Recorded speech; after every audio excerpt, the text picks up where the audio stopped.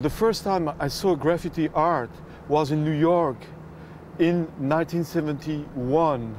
So 10 years before I started to make graffitis. And I was really impressed by what I saw in New York in the subway. I started to make graffiti in the street in Paris, in France, in 1981. Okay, at that time I was a student in architecture. So I studied architecture in the art school in Paris, and the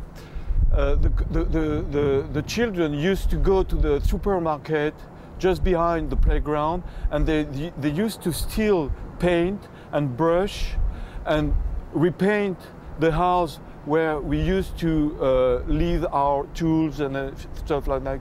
And the two things combined, you know, the children and what I saw in New York, I decided to make graffiti by myself, you know. So the first time I went in the street, you know, I tried to imitate some American graffiti, like big pieces, but I didn't have the good technique to make it.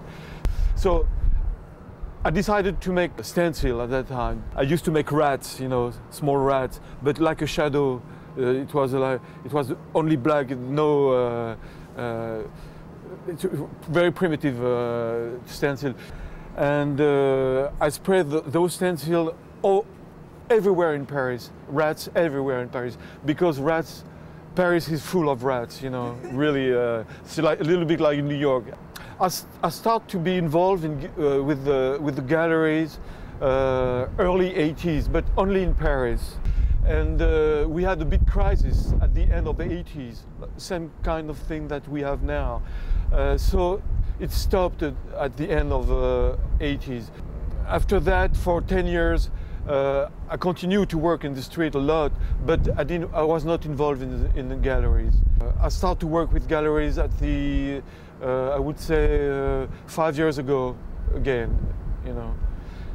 And it's pretty interesting to work with galleries, because some people said that if you work in galleries, it's completely a different work that you do in the street, which is not completely right, because I would say that the work that we do in gallery, that I do in gallery, it's a memory of what happened before in the street, you know. So it's important to keep a memory of the work from the street, you know, because this work in the street is an ephemeral work, you know. It doesn't stay for a long time.